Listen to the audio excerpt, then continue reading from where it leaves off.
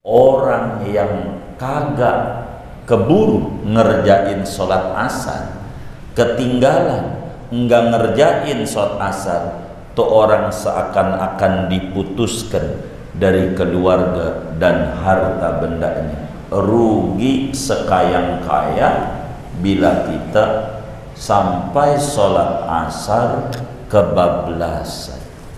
Bahkan ada riwayat begini, saudara. Di zaman terdahulu ada seorang perempuan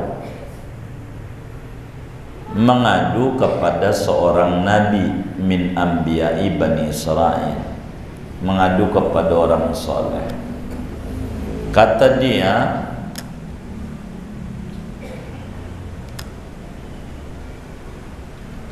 bilang begini, saya ini punya dosa, diampuni tidak ya? Kata orang soleh, mengata, ya dosa apa dulu? Begitu dia cerita, saya ini berzina, wal'iyadzubillah. Dia bilang saya ini berzina, kemudian saya hamil. Setelah hamil, lahir tuh bayi. Setelah lahir, saya cekek dia, lehernya mati. Udah mati, saya potong-potong 70 potong dari kaki sampai pala. Udah 70 potong, saya masukin ke tong cuka. Kalau bahasa kita tong minyak sayur. Minyak sayurnya saya jual ke pasar. Kira-kira dosanya gede apa kecil? Hah? Berapa dosa ini? Banyak. Itu orang-orang pada kaget model begini mah, sulit ini, begitu. Tapi saya bukan berbicara solusi nih. Solusinya dia cuman berbicara sebab dia begini ya. Dia bisa berzina, dia bisa membunuh, dia bisa mutilasi, dia bisa dolim, jualin cuka, ngibulin banyak orang. Penyebabnya meninggalkan sholat asar, meninggalkan.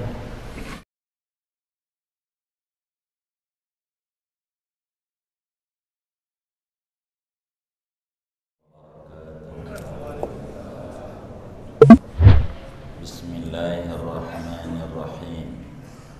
Alhamdulillahi rabbil alamin. Assalatu wassalamu ala sayyidina Muhammadin wa ala alihi wa sahbihi ajma'in. Amma ba'du, faqad qala al-imam al-muallif rahimahullahu ta'ala wa nafa'ana bihi wa bi barakati ulumihi wa ghafara lahu wa li masyayikhihi wa li masyayikhina, amin. Wal asru hiya salatul wusta. Adapun salat asar adalah yaitu salat wusta. Li sihhatil hadisi bihi, karena sahihnya hadis tentang asar adalah salat wusta. Fahiya afdalus salawati, maka adapun dia salat asar yaitu paling afdal dari semua solat-solat. Wa yalihas subuhu, dan mengiringi akan solat asar oleh solat subuh. Tsummal isya, kemudian solat isya. Tsummal zuhuru, kemudian solat zuhur. Tsummal maghribu, kemudian solat maghrib. Kama stadharahu syekhuna minal adillati, sebagaimana menganggap zahir akan tertib ini oleh guru besar kami Ibnu Hajar Al-Haytami, diambil daripada dalil-dalil yang banyak. wa innama faddalu jama'atas subhi wal 'isya'i li'annahuma fihima asyaddu. Sesungguhnya mengutamakan para ulama akan solat berjamaah subuh dan isya karena bahwasanya berjamaah pada solat subuh dan isya yaitu lebih berat. Qala Rafi'i, berkata Imam Rafi'i, kanatis subuhu salat Adam, adalah solat subuh itu solatnya Nabi Adam alaihi salam, wa dhuhru salat Daud, dan solat duhur yaitu solatnya Nabi Daud alaihi salam, wal asru salat Sulaiman, dan solat asar yaitu solat Nabi Sulaiman alaihi salam, wal maghribu salat Yaqub, dan solat maghrib yaitu solatnya Nabi Yaqub, wal isya'u salat Yunus, dan solat Isa yaitu solatnya Nabi Yunus alaihi wassalatu wassalam. Intaha, selesai. Qala Rafi'i. Wallahu a'lam bishawab. Segini dulu. Saudara-saudara sekalian, sebagaimana pertemuan yang sebelumnya dijelaskan tentang waktu salat, kapan duhur, kapan asar, kapan maghrib, kapan isya, dan kapan subuh. Dan kita maklumi bahwa di antara syarat salat itu kudu tahu waktu salat, seperti apa yang Allah firmankan dalam Al-Quran, innas salata kanat 'alal mu'minina kitaban mawquta. Sesudah kita mengetahui, saudara, bahwa salat ini ada dua waktu.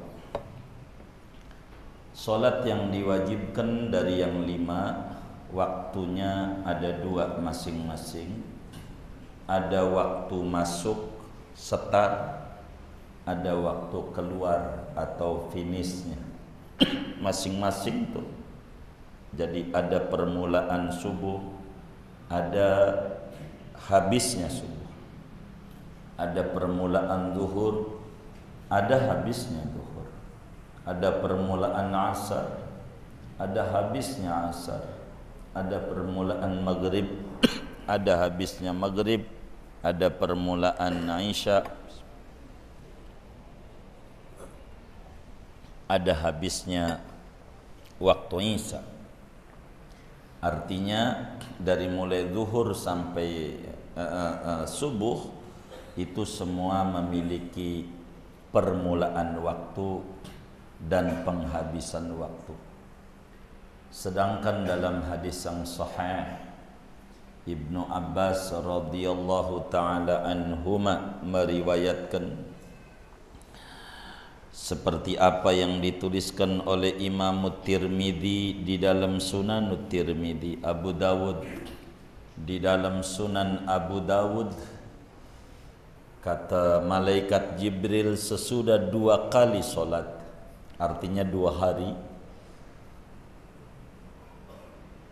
inna hadzainil waqtaini wal waqtu fima baina hadzainil waqtaini ya sayyidi ya Rasulullah. Kata malaikat Jibril, waktu solat dari yang 5 ini Nabi, antara yang kemarin dan hari ini. Artinya kemarin Jibril ngajarin sehari semalam di permulaan, kemudian di hari kedua malaikat Jibril ngajarin di waktu menjelang penghabisan. Jadi dari sini kita tahu solat itu ada tepat waktu dan ada awal waktu. Kemudian saudara-saudara sekalian, dari solat yang 5 waktu itu ada yang paling top markotopnya. ada yang paling tingginya dari yang 5. Karena Allah Subhanahu wa taala pada Al-Qur'an di surat Al-Baqarah pada ayat 238 Allah Subhanahu wa taala berfirman, kata Allah, hafizu 'alas sholawati was sholatil wusta wa qumu lillahi qanitin. Kata Allah, jagalah solat-solat yang 5 waktu, was sholatil wusta, khususnya solat wusta. Artinya jagalah, diantaranya perhatikan waktu masuknya dan waktu habisnya. Itu diantara makna al-muhafadzah ala sholat. Meski di luar itu masih banyak makna-makna yang lain. Lalu ketika Allah menyatakan hafidhu ala sholawati was sholatil wusta, apa itu? Mahya sholatul wusta? Kata Fathul Mu'in, wal asru hiya sholatul wusta. Sholat wusta itu adalah sholat asar. Jadi sholat asar itulah yang dimaksud daripada sholat wusta. Asar. Jadi tengah-tengahnya subuh zuhur, maghrib isya, tengah-tengahnya asar. Ini asar adalah paling tingginya sholat, karena disebut sholatul wusta. Meski ada pendapat, ada yang mengata subuh, tapi yang sahih hadis, kata Fathul Mu'in, li sihhatil hadisi bihi, karena ada hadis yang sahih yang menerangkan langsung bahwa yang dimaksud sholatul wusta pada surat Al-Baqarah pada ayat 238 itu adalah sholat asar. Seperti hadis yang diriwayatkan di dalam Sunan Abi Dawud. Imam Abu Dawud diriwayatkan berkenaan asar adalah sholat wusta. Juga Imam Tirmidzi di dalam Sunan Tirmidzi, Imamul Bukhari di dalam Sahihul Bukhari, Imam Muslim di dalam Sahih Muslim, semuanya mengerucut hadisnya dari Imam Ali bin Abi Thalib karramallahu wajhah wa radhiyallahu ta'ala anhu wa ardah. Kata Imam Ali, waktu terjadi perang Ahzab, kan ada dalam Al-Quran surat Al-Ahzab, itu yang habis laqad kana lakum fi rasulillahi uswatun hasanah liman kana yarjullaha wal yawmal akhir wa dzakarallaha katsira walamma ra'al mu'minuna al-ahzab qalu, dan seterusnya. Ketika perang Ahzab itu sekutu, jadi digempur dengan pasukan sekutu. Sekutu tuh saudara bukan gede, kecil, kutu. Jadi bukan itu, sekutu tuh bersekongkol, orang banyak mau menggempur kaum muslimin. Perang Khandaq dari segala penjuru. Kala itu waktu perang Ahzab saudara, hampir saja perang asar. Jadi menjelang asar perang, digempur kaum muslimin.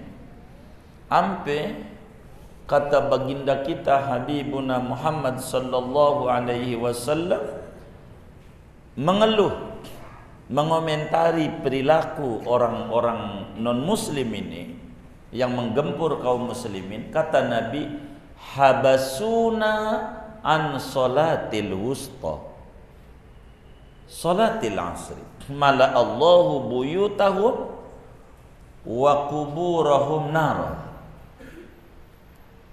Kata Nabi, payah ini mereka ini, pasukan sekutu ini. Dia menahan, menghalang-halangi kami untuk mengerjakan sholat wusta. Mau sholat wusta kagak bisa. Uang menjelang asar digempur, ya perang. Sahabat pada Nabi. Sampai Nabi mendoakan, nyumpahin, mala Allahu buyutahum wa kuburahum nar. Moga-moga Allah penuhi rumah-rumah mereka, kuburan-kuburan mereka nantinya dengan api, karena dia menghalang-halangi kita untuk ibadah. Begitu. Karena mau sholat asar sulit. Itu Nabi menyatakan habasuna an sholatil wusta sholatil asri. Itu maka kata Fathul Mu'in, wal asru hiyas sholatul wusta.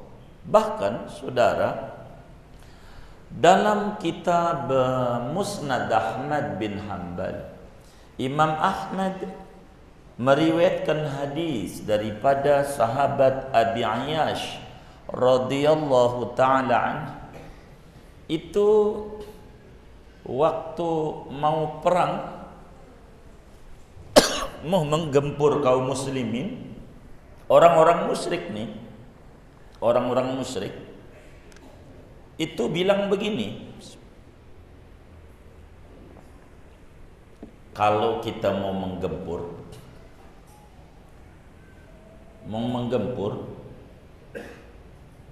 habis dohor nih, dohor waktu itu, kalau mau menggempur jangan dohor, asar saja.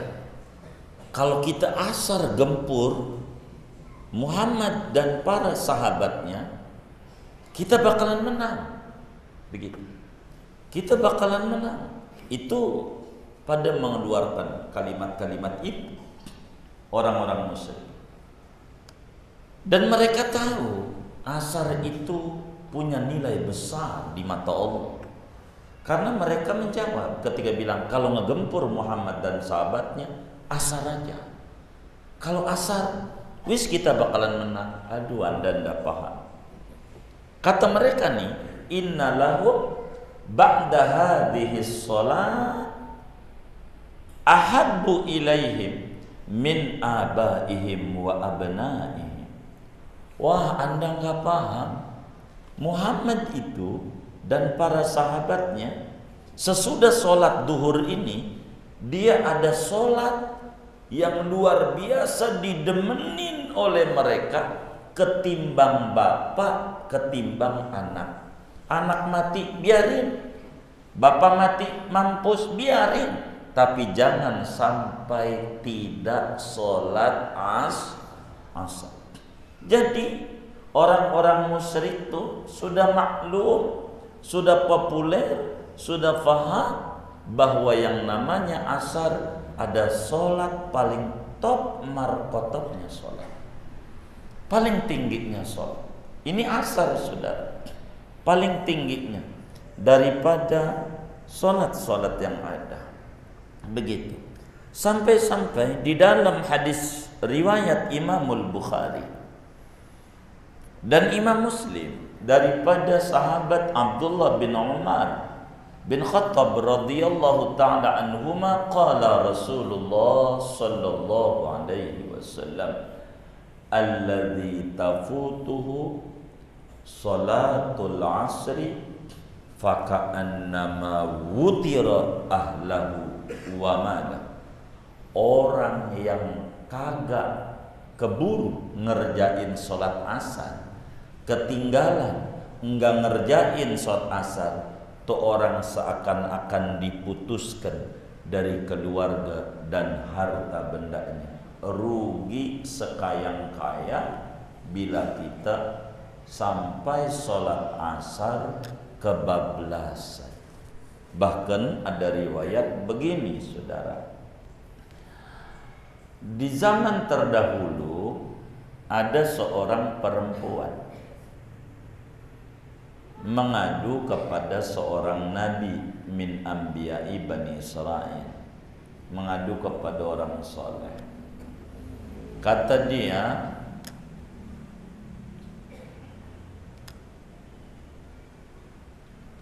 bilang begini, saya ini punya dosa, diampuni tidak ya?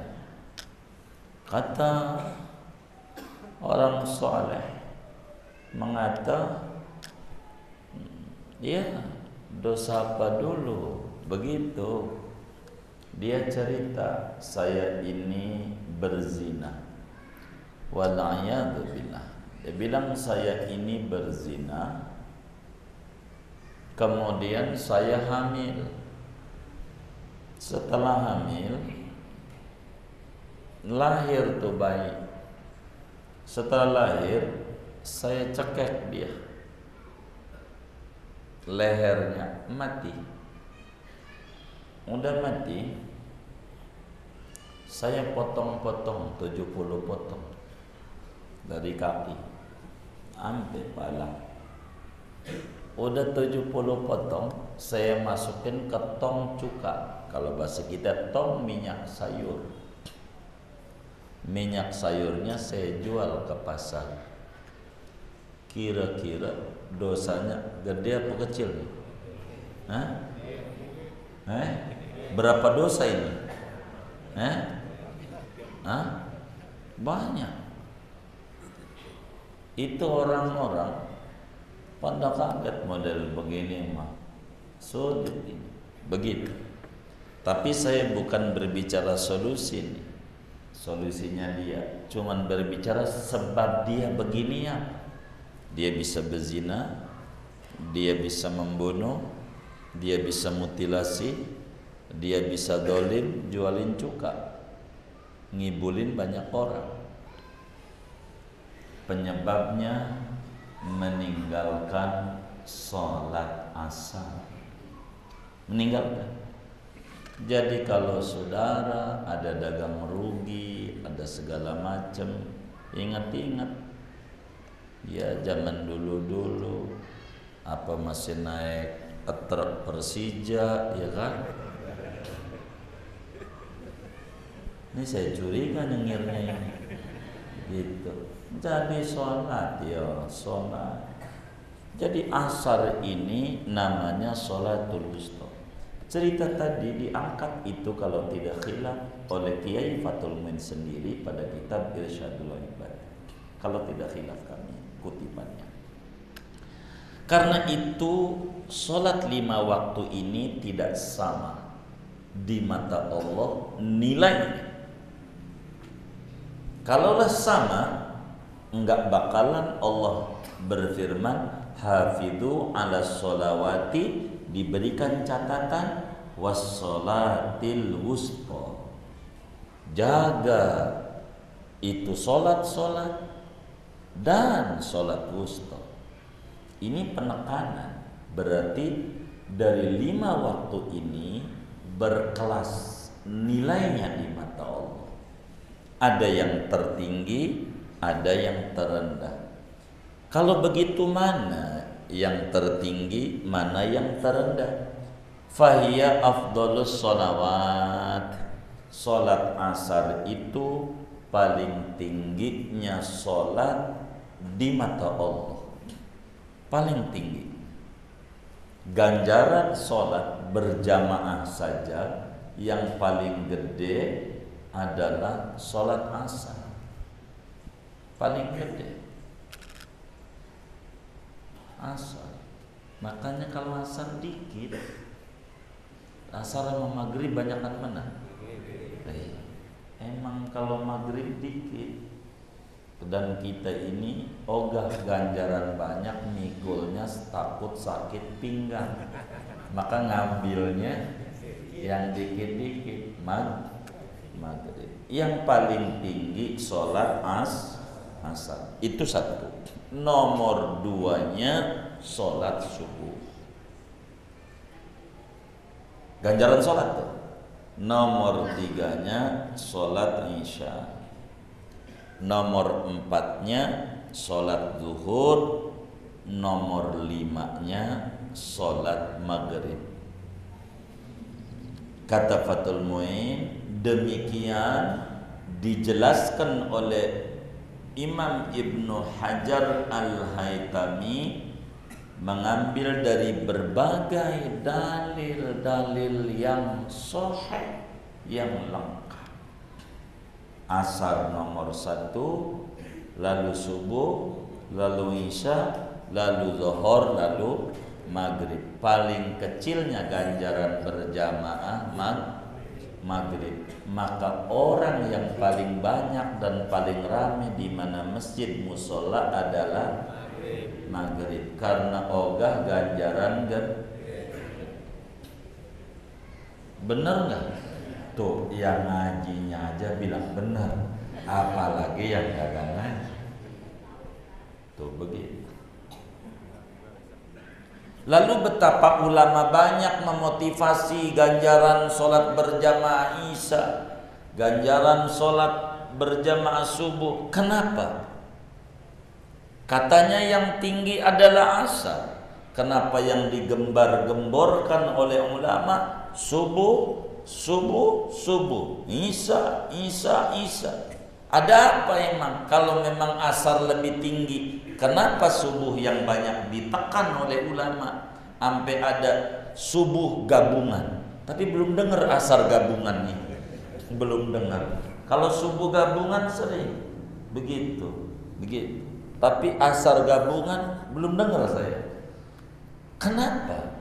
Wa innama faddalu jama'atas subhi wal isya li'annahuma fihima asyaq.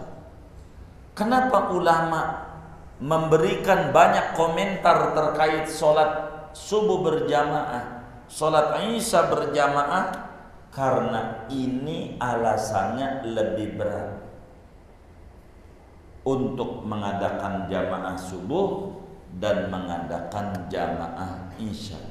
Bukan berbicara tinggian dari kelas antara sholat dengan sholat. Tetap saja yang paling tinggi sholat asar.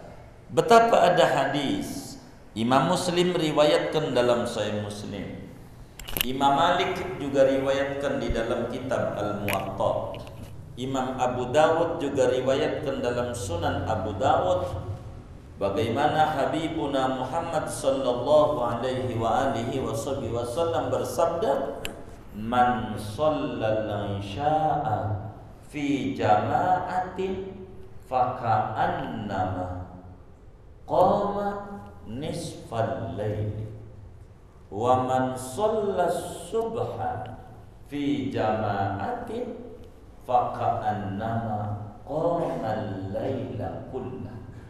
Kata Nabi, siapa orang yang sholat isya berjamaah, apa di surau, di masjid, tajuk, joglo, apalah namanya, langgar, berjamaah, maka ganjarannya kayak orang tahajud qiyamul lail 6 jam, setengah malam. Kalau isya berjamaah itu udah disebut qiyamul lail, ganjaran. Tapi barang siapa sholat subuh secara berjamaah, maka seakan-akan orang itu qiyamul lail semalam suntuk. Kalau kita pengen qiyamul lail, tahajud kita malas tuh malam bangunnya berat. Begitu, wis sholat isya berjamaah, subuh berjamaah, dapat ganjaran qiyamul lail semalam sun. Itu fadilah daripada berjamaah. Bahkan Abu Hurairah radhiyallahu taala meriwayatkan hadis daripada gurunya Habibuna Muhammad sallallahu alaihi wasallam, sebagaimana Imam Al-Bukhari tuliskan dalam Sahih Al-Bukhari, Imam Muslim juga tuliskan dalam Sahih Muslimnya. Kata Abu Hurairah, qala Rasulullah sallallahu alaihi wasallam, inna asqalas salat 'alal munafiqin salatus subhi wal 'isya fi jamaah. Sesungguhnya yang paling beratnya sholat, ini yang paling beratnya sholat di mata orang-orang munafik adalah sholatul isya wa sholatul fajr, sholat isya dan sholat subuh. Sholat isya dan sholat subuh. Walau ya'lamuna ma fihima la'atauhuma walau habwan. Andai mereka tahu ganjaran berjamaah isya dan subuh, pasti mereka pengen ngejar-ngejar berjamaah itu, meski sudah nggak kuat jalan dengan cara merangkak ngesot-ngesot di paraning. Ini fadilah berjamaah subuh dan isya ulama sebut tinggi berdasarkan hadis-hadis yang ada, dijelaskan oleh Fathul Mu'in annaha fihima asyaqu. Ini yang paling berat, tapi tetap yang paling tinggi adalah sholat asar. Banyak fadilah berjamaah isya dan subuh, sampai ada raja alim zalim. Alim pintar raja itu, tapi kejam gitu. Jadi program waktu kampanyenya mensejahterakan rakyat, waktu udah jadi mensejahterakan koloninya. Ini Raja Hajjaj bin Yusuf. Ente jangan catat. Ini cerita Hajjaj bin Yusuf. Ente orangnya baperan. Gitu. Barisan pencinta dan relawan Anies Baswedan.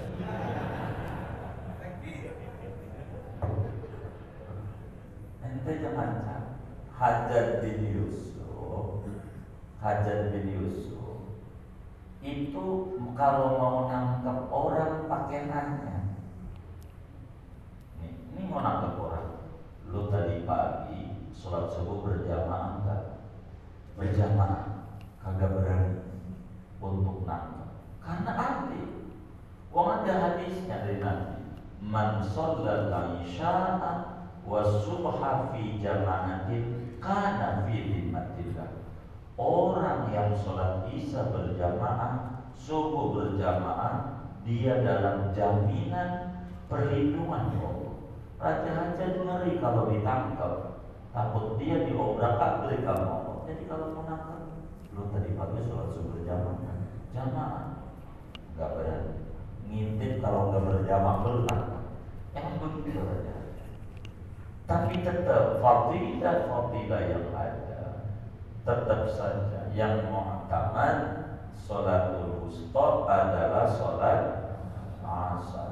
Berdasarkan hadis yang sahih, habasuna an sholatil wusta sholatil asri, tegas daripada Habibuna Muhammad sallallahu alaihi wasallam. Kemudian saudara, sholat yang 5 waktu ini sebagaimana dimaklumi diwajibkan pada malam Senin tanggal 27 bulan Rajab, 1 tahun sebelum Rasulullah Shallallahu Alaihi Wasallam hijrah ke Madinah. Dan ini bulan Rajab, makanya ada doa Allahumma barik lana fi Rajab wa Sya'ban wa balighna Ramadan. Nanti ya Allah berkahi kami di bulan Rajab. Kenapa? Karena bulan Rajab begitu banyak keberkahan yang Allah berikan. Di antaranya sholat 5 waktu ini amanatnya turun pada bulan Rajab. Nah, sholat 5 waktu ini saudara, salah satu keistimewaan keistimewaan Habibuna Muhammad sallallahu alaihi wasallam dibanding nabi-nabi yang lainnya. Nabi kita itu banyak keistimewaannya, banyak. Salah satunya salat 5 waktu. Dari sekian banyak keistimewaan Nabi Muhammad. Sebab salat 5 waktu ini tidak ada kecuali hanya bagi Nabi Muhammad sallallahu alaihi wasallam dan umatnya saja. Sedangkan saudara, nabi-nabi terdahulu sholat hanya 1 waktu. Sholat itu sehari semalam hanya 1 waktu. Enggak ada yang 5 waktu. 2 waktu aja enggak, 1 waktu. Kata Fathul Mu'in Imam Rafi'i sebagai muharrirul madhab, di dalam kitab beliau Syarah Musnad Al-Imam Syafi'i. Imam Syafi'i punya kitab hadis namanya Musnad Al-Syafi'i, disyarahi oleh Imam Rafi'i. Di sana beliau jelaskan tentang sholat ini. Tidak ada yang kumpul yang 5 waktu kecuali hanya ada pada Habibuna Muhammad sallallahu alaihi wasallam dan umatnya saja. Salat subuh itulah salatnya Nabi Adam alaihi salam.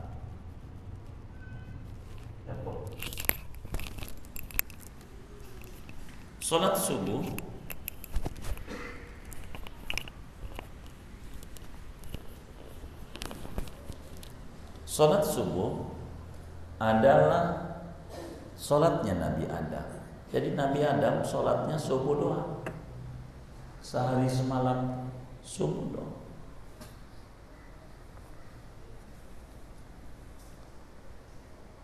Ketika Nabi Adam habis makan buah yang dilarang, lalu kemudian beliau bermunajat kepada Allah, Rabbana dzalamna anfusana, sampailah kemudian dapat jawaban bahwa taubatnya fataba alaihi, taubatnya diterima oleh Allah. Subuh salat subuh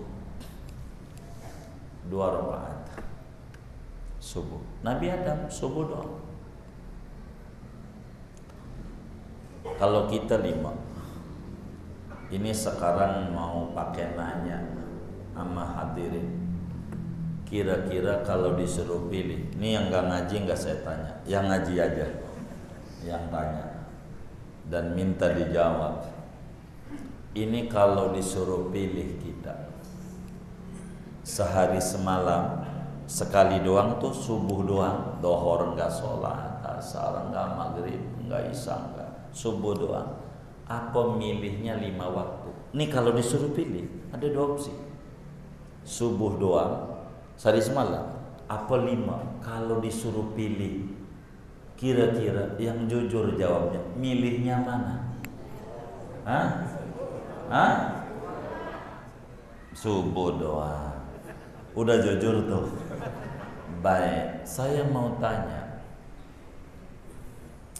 kalaulah kita ini disuruh pilih masuk surga, maka kira-kira milihnya di urutan belakangan apa duluan? Kagak nemu. Begini kita urut. Ini andai rajin sholat, artinya rajin sholat, ibu-ibu dari 9 tahun sejak men nggak ada yang ditinggal sampai mati, sampai umur 60.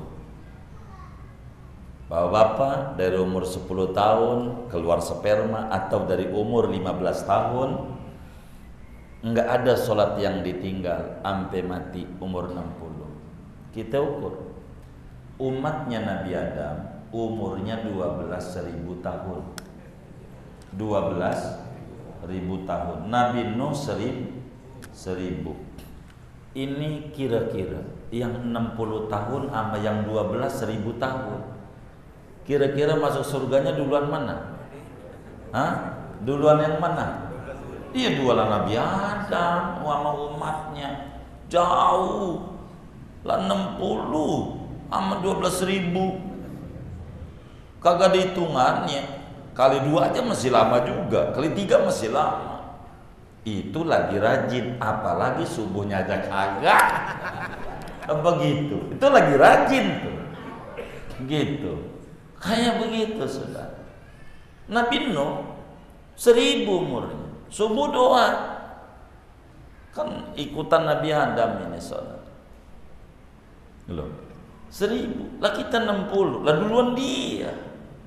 Begitu, duluan dia. Nabi Adam subuh, itu Nabi Adam.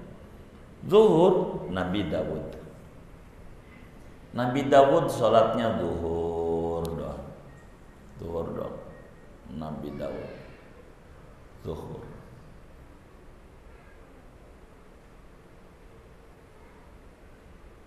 Nabi Sulaiman, bukan Sulaiman ini, bukan. Nabi Sulaiman alaihi salam, Sulaiman bin Dawud, itu sholatnya asar. Asar tuh punya Nabi Sulaiman. Asar Nabi Sulaiman. Nabi Yakub maghrib.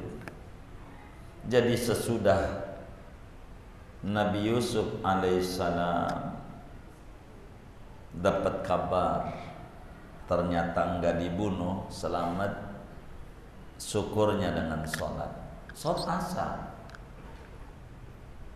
Nabi Yakub alaihissalam dan sholat Isa Nabi Yunus alaihissalam sesudah lepas daripada perut ikan hiu. Walaula annahu kana minal musabbihin lalabitha fi batnihi ila yaumi yub'atsu. Nabi Yunus Isa. Jadi sholat subuh punya Nabi Adam, sholat zuhur, sholat asar Nabi Sulaiman, sholat maghrib, sholat isya Nabi Yunus. Tuh semuanya itu doang. Dari 5 waktu 1 doang. Tapi 5-5-nya ada bagi umatnya Nabi Muhammad. Karena qadarullah dari zaman azali ta'allaqat iradatullahi azza wa jalla ala anna awwalal umam dukhulan idal jannah ummatu Rasulillah sallallahu alaihi wasallam.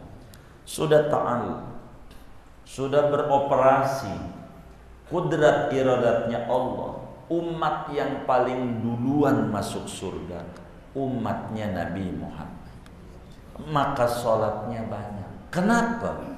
Karena memang wal asri, umat Nabi Muhammad mah udah asar, udah sore, udah terakhir.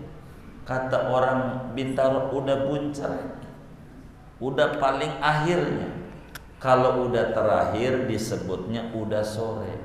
Main bola kalau udah sore, back jadi striker juga. Semuanya kudu dikerjain. Wong udah sore. Kita ini dunianya udah sore.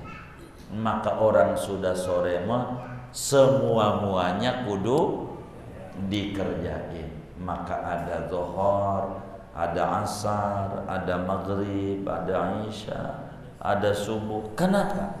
Supaya kita masuk surganya duluan sebelum umat nabi-nabi yang lain, meski mereka umurnya begitu sangat panjang.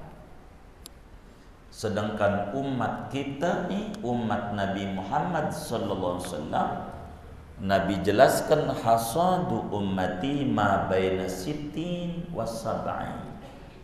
Umatku itu umurnya rata-rata 60 sampai 70 dah. Begitu, jarang lewat dari itu.